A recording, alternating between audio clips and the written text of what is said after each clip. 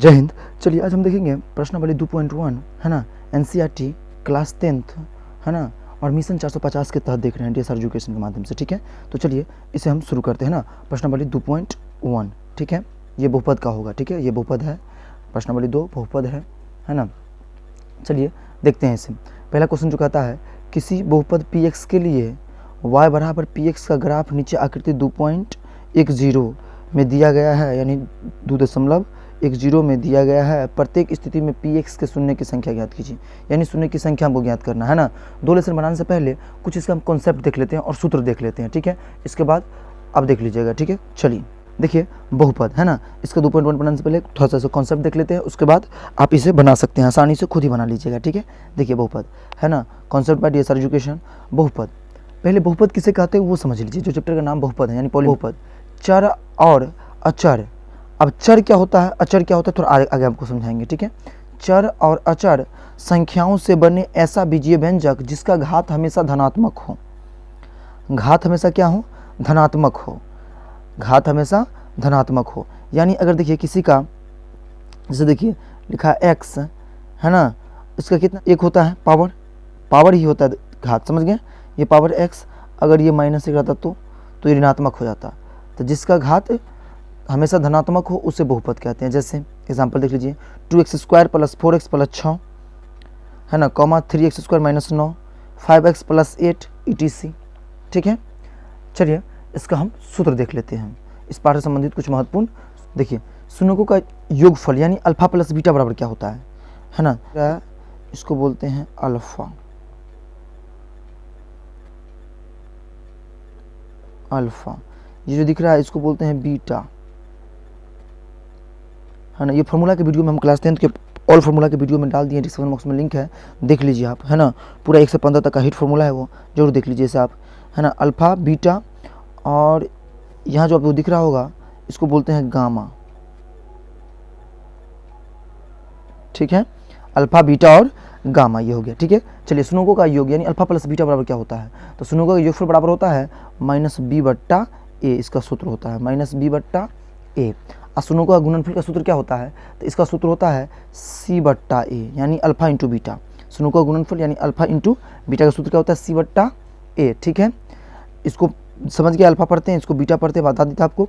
द्विघात बहुपद का सूत्र क्या होता है, तो द्विघात बहुपद का सूत्र होता है x² माइनस है ना, छोटी कोष्ठ ओपन अल्फा प्लस बीटा है ना, छोटी कोष्ठ बंद x। ठीक है, अब प्लस अल्फा इंटू बीटा बराबर में 0। ठीक है, देखिए alpha plus beta plus gamma बराबर क्या होता है, तो alpha plus beta plus gamma बराबर -b/a होता है ना, -b/a होता है। ठीक है, alpha beta plus beta gamma plus gamma alpha बराबर क्या होता है, तो इसका बराबर c/a होता है, इसका सूत्र c/a होता है। Alpha into beta into gamma है ना, इसके बराबर क्या होता है, अल्फा -d/a होता है। ठीक है, -d/a होता है। ठीक है, अगर देखिए त्रिघात बहुपद बराबर सूत्र क्या होता है, त्रिघात बहुपद का सूत्र है ना, तो त्रिघात बहुपद सूत्र देख लीजिए, x³ x की power 3 x³ minus alpha plus beta और प्लस गामा। ठीक है, इंटू फिर x²।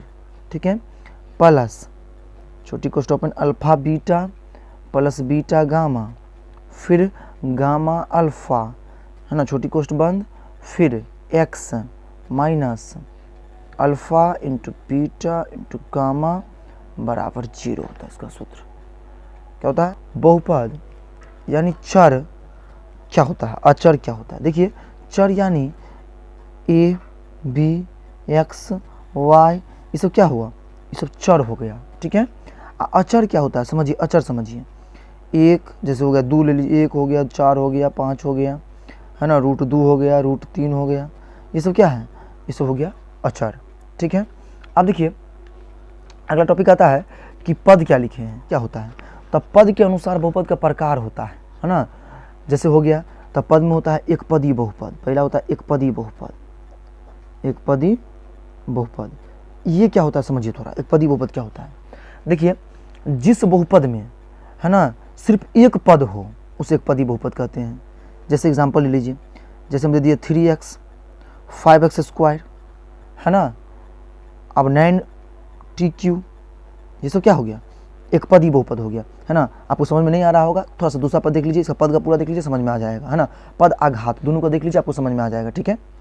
तो एक पदी बहुपद हो गया। अब द्विपदी, इसके बाद दूसरा है, तो दूसरा क्या है, तो इसका होगा द्विपदी बहुपद। अब द्विपदी बहुपद किसे कहते हैं वो भी आपको बताते हैं। द्विपदी बहुपद, है ना, समझिए द्विपदी बहुपद क्या कहते हैं। अब द्विपदी बहुपद मतलब होता है, द्विपदी बहुपद मतलब होता है जिसका घात 2 हो। एक पदी मतलब घात 1 हो, लेकिन द्विपदी का घात कितना होता है, 2 होता है। तो समझिए द्विपदी बहुपद क्या किसको कहते हैं। जैसे 3x है, आप प्लस 3, 5x² दिए थे उसमें, आप प्लस 6 दे दीजिए, है ना। आप जैसे 90q दिए थे, है ना, आप प्लस दे दीजिए अपना मन से 9 इसमें, है ना, डॉट डॉट, यानी इस तरीक़ा से होगा। तो देखिए था एक पदी में एगो, है ना, घात भी, ये तो घात हुआ, इधर ही बना देखिए, एक पदी में एगो सब में, है ना, घात से कोई मतलब नहीं हमको। द्विपदी में 2 पद, एक पद और 2 पद, एक पद और 2 पद, समझ रहा है। अब होता है त्रिपदी बहुपद, त्रिपदी बहुपद। अब त्रिपदी बहुपद क्या होता है समझिए, है ना। त्रिपदी बहुपद क्या होता है, जिसमें 3 पद हो, जिस बहुपद 3 पद हो, त्रिपदी बहुपद कहते हैं। जैसे एग्जाम्पल लेंगे तो 3x² प्लस 9x और प्लस 6, ये क्या हो गया, त्रिपदी बहुपद हो गया, है ना। जैसे क्या पद है इसमें, 1 2 और 3, कितना पद है, 1 2 और 3 पद है, तो क्या हो गया, ये त्रिपदी बहुपद हो गया, ठीक है। समझ रहे मेरी बातों को आप। उसके बाद देखिए अब घात, तो एक पदी में देखिए पहला, है ना, समय एक पद था, द्विपदी में देखिए 2 पद होगा तो द्विपदी बहुपद होगा, ये भी द्विपदी, ये भी द्विपदी, है ना। त्रिपदी बहुपद होगा जिसमें 3 पद हो, ये तीनों क्या है, त्रिपदी बहुपद हो गया। अब समझिए घात के अनुसार, है ना, घात के अनुसार भी बहुपद 3 प्रकार होता है। कौन कौन, तो समझिए, एगो होता है रैखिक, जगरा भी कहते हैं एक घाती, एक घाती भी कहते हैं इसको, ठीक है। रैखिक, इसको एक घाती भी कहते हैं रैखिक को, ठीक है। अगर देखिए द्विघाती होता है, एगो एग्जाम्पल दे रहे हैं, एगो द्विघाती होता है ना, द्विघाती बहुपद, एगो होता है त्रिघाती। देखिए रैखिक क्या होता है, जेकर घात 1 हो, एक घाती भी रैखिक की चीज़ है, जेकर घात 1 हो, जेकर घात क्या हो, 1 हो। जैसे 3x, है ना, 3x प्लस 8 डॉट डॉट, है ना, आदि। तो इनमें घात कितने है कर, 1 है, कितना है घात, 1 है। इसका समझाते हैं, दूसरा द्विघाती समझा देते हैं आपको। द्विघाती का एग्जाम्पल देख लीजिए, समझ जाइएगा कैसे होता है, ठीक है। देखिए द्विघाती, देखिए जिसका मतलब द्विघाती क्या होगा, जिसका घात 2 हो, जिसका घात 2 हो ना, घात के अनुसार देख रहे हैं ना आप, तो जिसका घात 2 हो, 2 का घात किसका है, देखिए जैसे 3x², है ना, 3x² प्लस 9, है ना, इसका घात क्या है, इसमें घात क्या है, 2 है। और ले लीजिए एगो, मान लीजिए इसको ले लेते हैं 9x² प्लस 6x प्लस 8, इसमें घात कितना है, तो घात का मतलब वो हाईएस्ट घात, यहाँ 1 होता है, एक छुपा हुआ रहता है हाइट, तो 1 लिखाता नहीं है, तो आप जानते हैं। यहाँ देखिए ये 2 घात है, इसका पावर कितना है, 2 है, तो घात 2 घाती हो गया। अब होता है त्रिघाती, जिसको कहते हैं q, तो 5x3, है ना, 6x3 प्लस 9x² और प्लस 6 हो गया ना, ये क्या हो गया, त्रिघाती बहुपद। समझ में आ गया आपको, क्या हो गया, त्रिघाती बहुपद, ठीक है। चलिए एक और कॉन्सेप्ट देख लेते हैं, ठीक है, इसका एक और कॉन्सेप्ट देख लेते हैं। जब इसे आप बनाइएगा तो शून्य कैसे पहचानिएगा उसका कॉन्सेप्ट आपको हम दिखा देते हैं, ठीक है। जब इसे बनाइएगा तो शून्य कैसे पहचानिएगा उसका कॉन्सेप्ट देख लेते हैं थोड़ा, है ना। जब इसे बनाइएगा तो इसे शून्य कैसे पहचानिएगा उसका कॉन्सेप्ट आप देख लीजिए, ठीक है। चलिए थोड़ा समझ लेते हैं। देखिए क्या है, ये चतुर्थांश एक तरह से, है ना, चतुर्थांश है ना, जिसे ग्राफ कहते हैं। ये x होता है, ये x डैश होता है, ये y और ये y डैश, ये प्लस वाली होती है, प्लस वाली होती है, ये माइनस वाली होती है, प्लस वाली होती है, माइनस वाली होती है, ठीक है ना। तो समझिए यहाँ पर जो रहता है उसको क्या कहते हैं, 0,0 होता है, जिसको आप कहते हैं मूल बिंदु। क्या कहते हैं, मूल बिंदु, है ना, क्या कहते हैं आप, मूल बिंदु, ठीक है। आपको क्या करना है, उसमें शून्य पहचानना है। तो एक बात को समझिए, जितना x पर कट रहेगा ना उतने शून्य होगा, x के कटान बिंदु को ही शून्य कहा जाएगा इसमें, ठीक है। 2.1 के लिए x के कटान बिंदु को ही शून्य कहा जाएगा, ठीक है। क्योंकि इधर प्लस वाला होता है, वो बता दिए थे कि इधर प्लस प्लस होता है, यानी इसमें भी प्लस, इसमें भी प्लस, इसमें भी माइनस। देखिए ये होता है माइनस प्लस होता है, तो ये प्लस प्लस वाला है, ठीक है। ये होता है माइनस प्लस वाला, ये होता है माइनस माइनस वाला, है ना। ये होता है माइनस प्लस वाला, प्लस माइनस वाला, ठीक है। तो समझिए प्लस प्लस वाला में इधर जितने हो, जैसे 1 2 ये प्लस में होगा, 1 2 1 1 2 3 ये प्लस में होगा, लेकिन अगर इधर होगा तो माइनस में हो जाएगा, इधर भी क्या होगा माइनस में होगा। 0,0 को मूल बिंदु बोलते हैं, तो जानते हैं आप, ठीक है।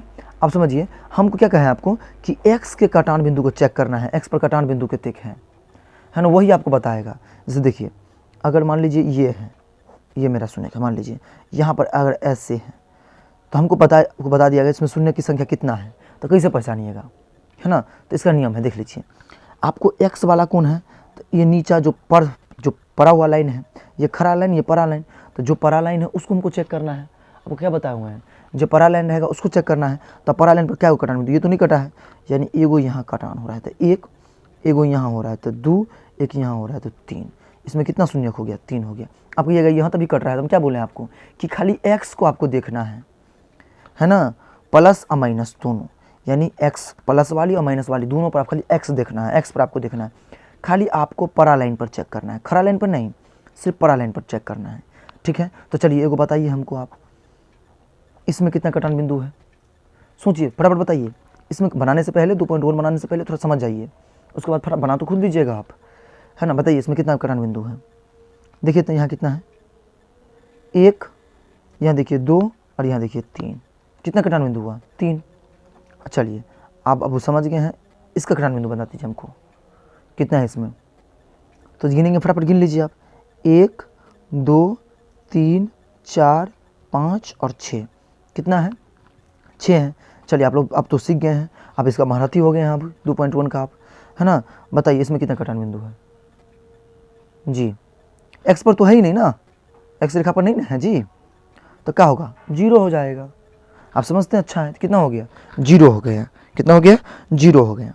तो चलिए आप इसे फटाफट सॉल्व कर लेते हैं, चलिए फटाफट इसे सॉल्व कर लेते हैं 2.1 को। देखिए एनसीईआरटी प्रश्न नंबर 2.1 यूट्यूब है ना, यूट्यूब पर मिशन है 450 प्लस का जो मिशन बनाया है अपने लोग, उसको पूरा करना है, ठीक है। देखिए किसी बहुपद px के लिए y बराबर px का ग्राफ नीचे आकृति है ना 2.10 में दिया गया है ना, प्रत्येक स्थिति में px का शून्य संख्या ज्ञात कीजिए, ठीक है। चलिए इसे फटाफट देख लेते हैं, बताइए इसमें शून्य कितना है, आपको बता दिए, समझा दिए पहले ही, है ना। अब क्या करना है, x रेखा पर बताइए ना कितना है, शून्य की संख्या कितनी है लिखाइए फटाफट हमको जी, वेरी गुड, कितना है 0, क्योंकि x पर तो है ना, हमको क्या चाहिए परा लाइन पर हमको चाहिए, परा लाइन पर तो है नहीं, तो कितना हो गया 0 हो गया इसका आंसर, ठीक है। इसे बताइए कितना है, पहले y पर मतलब है नहीं, हमको x पर चेक करना है, तो x पर कितना है मात्र 1, कितना है 1, वेरी गुड, कितना है 1, आप समझ गए थे वहाँ, है ना। चलिए इसे बताइए शून्य कितना है, फटाफट हम गिन लेंगे इसको, है ना। 1, इस पर तो है नहीं, 2 3, है ना, यहाँ भी है जी, ना ना ना ना ना ना, यहाँ नहीं होगा, ये नहीं गिन सकते, है ना। हमको सिर्फ परा लाइन यानी x वाली पर खींचना, सिर्फ x वाली पर गिनना है, ठीक है। तो कितना है 1 2 और 3 हो गया इसका आंसर, है ना। आप लोग महारथी हो गए हैं इसका बनाने का, है ना। 2.1 आप बिल्कुल सीख चुके हैं। फटाफट बताइए इसमें कितना कटान बिंदु है, इसका कितना कटान बिंदु है, शून्यों की संख्या क्या है इसमें, फटाफट बताइए शून्यों की संख्या कितना है इसमें, इससे मतलब नहीं है हमको, है ना। माइनस प्लस दोनों पर होगा तो कितना है 1 और 2 हो जाएगा, वेरी गुड, कितना है 1 और 2 है, वेरी गुड। अब इसे बताइए कितना है, फटाफट बताइए इस पर कितना है 1 2 3 और 4, कितना है 4 है, वेरी गुड, कितना है 4 है। चलिए इसे बताइए आप 1 2 3, कितना है 3 है, वेरी गुड। चलिए हो गया, आप लोग समझ गए, है ना। तो चलिए 2.2 देखेंगे, ठीक है। चलिए thank you for watching this video guys, thank you for watching this video.